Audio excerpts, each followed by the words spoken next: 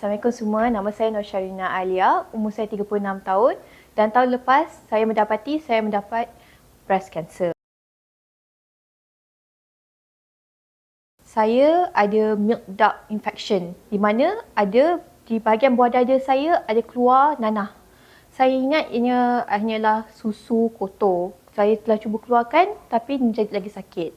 Kemudian saya pergi ke hospital. Saya mendapati yang mungkin bacterial infection sahaja. Saya telah disyorkan oleh doktor untuk makan antibiotik. Saya telah makan antibiotik selama seminggu tapi tidak berkesan. Saya telah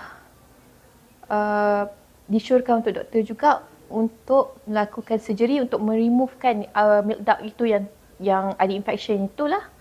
Tapi selepas milk duct infection itu telah dikeluarkan, mereka telah menjumpai just a tiny amount of cell yang kecil sangat ketumbuhan itu dan mereka bawa kepada lab. Dan apabila mereka melihat kat dalam lab tu apa benda tumor yang kecil ni, just for safety, dia orang pun tidak tahu yang itu kanser atau tidak. Saya telah dipanggil 2 hari sebelum raya untuk diberitahu bahawa itu adalah breast cancer.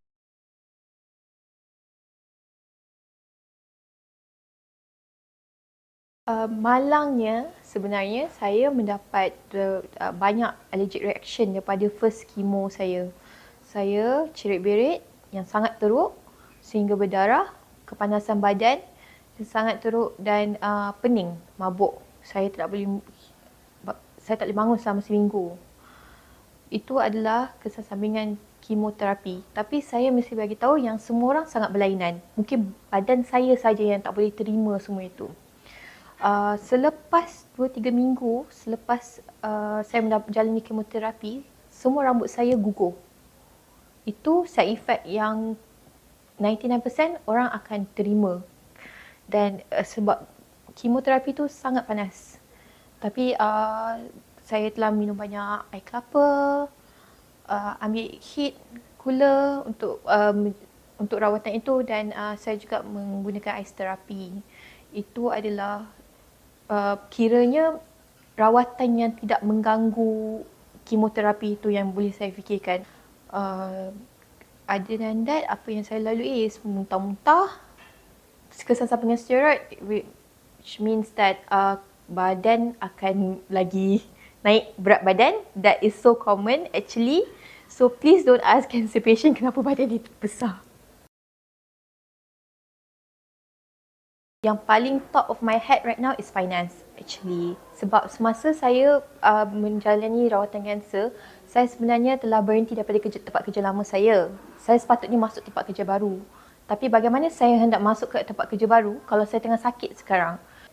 Semakanya saya memang agak galakkan kalau amount sikit pun tak apa, tolonglah ambil insurance, because masa tu memang saya pada pendapat saya pun saya ada company, I'm always gonna be working. Tapi kalau saya tak ambil insurance pada masa tu, saya tak tahu macam nak bayar sebab kos kanser sangat tinggi.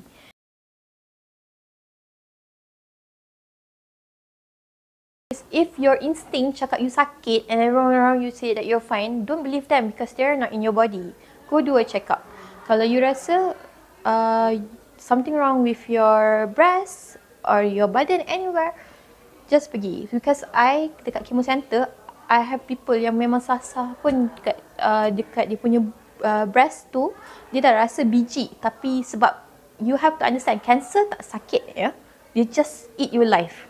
So you pegang-pegang tu dia takkan rasa. So dia macam apa biji ni, but dia keep delaying, tiba-tiba dia stage 2. But please I beg you, for your daughter, for your son, for your husband, for your loved one, and for yourself, for your dreams, pergi buat check up. Kalau you rasa sikit je benda ni pun, just check up. There is a life after cancer and it's a very good life. It's a very nice life. You just have to manifest it, you have to think about it, and you have to fight this right now. But I can tell you it's gonna get better insyaAllah. Don't worry about it.